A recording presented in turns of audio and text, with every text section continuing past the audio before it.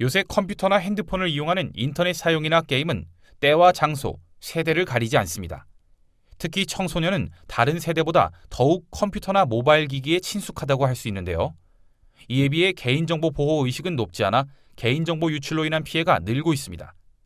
실제로 얼마 전 서울의 모 중학교에 다니는 A군은 게임을 하다가 황당한 경험을 했다고 합니다. 정말 황당했죠. 게임하러 딱 들어갔는데 아이템이 하나도 없는 거예요. 정말 다 비어있는데 진짜 난리 났죠.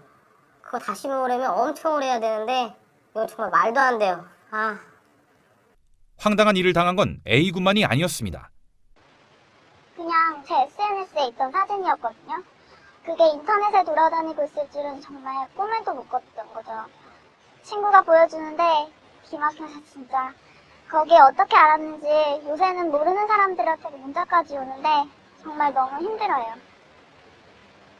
충격을 받은 H양은 현재 정신과 치료까지 받고 있다고 합니다.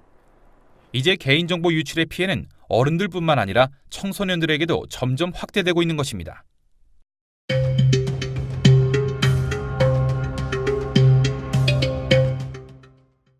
어느 날 갑자기 개인정보 유출 피해를 당한 청소년들.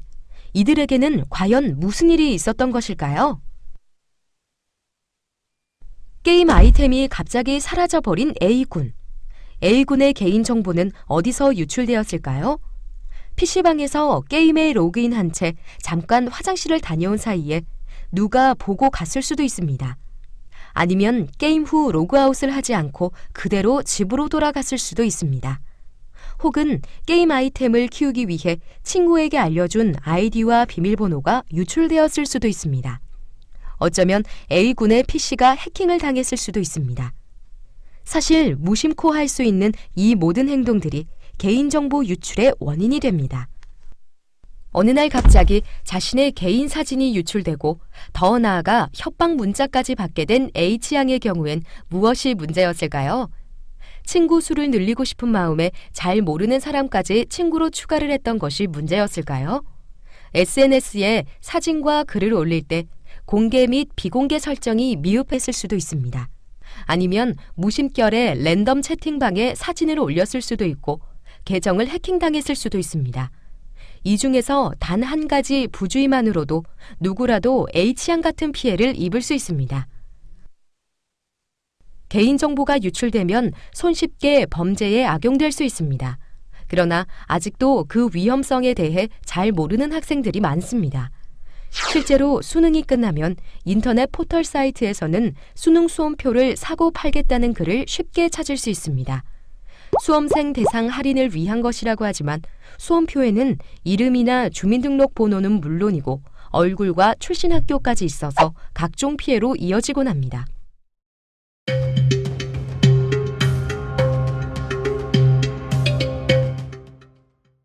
이 사람은 누구일까요? 남자? 여자? 어른? 청소년?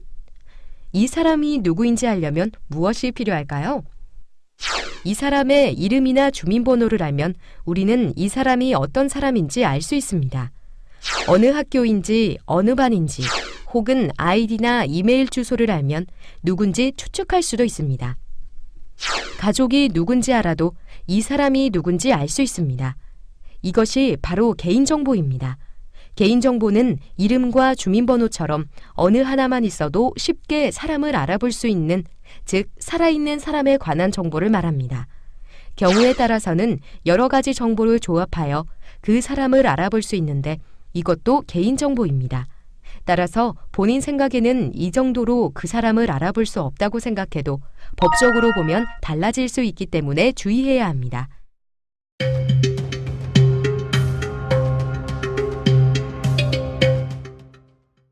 이러한 개인정보를 제대로 보호하지 못하면 내 개인정보를 악용하여 나와 내 가족에게 큰 피해가 생길 수 있고 남이 내 행세를 하면서 스팸 메일, 음란물 유포 등과 같은 나쁜 일을 할 수 있습니다. 또한 아이템이나 캐릭터, 포인트 같은 내 인터넷 재산을 빼앗길 수 있으며 비밀이 유출되어 사생활을 침해받을 수 있습니다. 실제로 사이가 좋지 않은 친구가 메신저 단체방에 자신의 개인정보를 유출하고 비방한 경우도 종종 벌어지고 있습니다. 이뿐만 아니라 이메일과 휴대폰으로 계속해서 스팸이 올 수 있고 금융사기, 스토킹 같은 범죄에 이용당할 수 있습니다.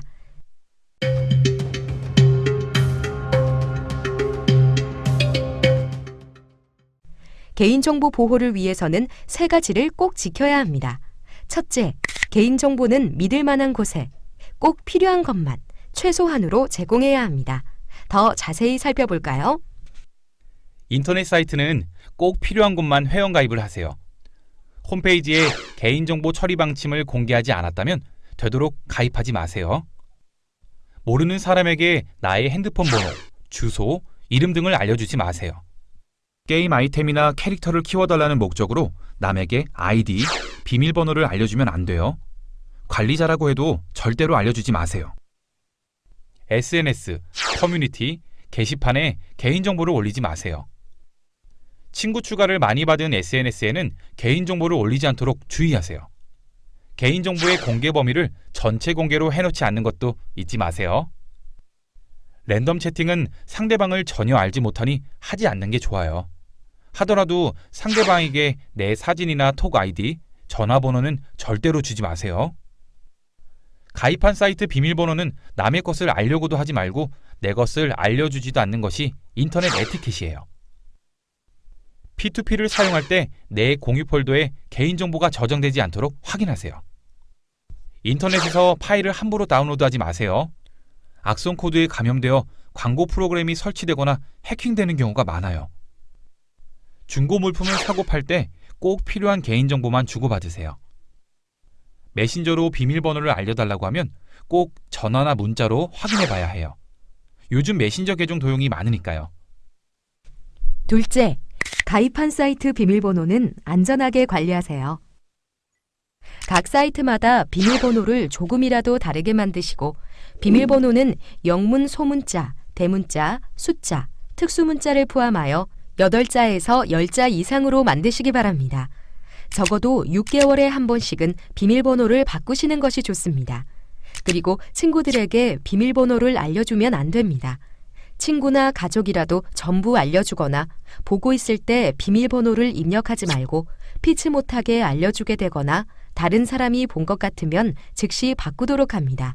PC방, 학교, 도서관 같은 공용 장소에서 특히 더 조심해야 합니다. 컴퓨터를 사용한 후에나 화장실에 가는 등 자리를 비울 때에는 반드시 로그아웃을 해야 하며 브라우저에서 제공하는 아이디, 비밀번호 저장 기능, 자동 로그인 기능은 절대로 쓰면 안 됩니다.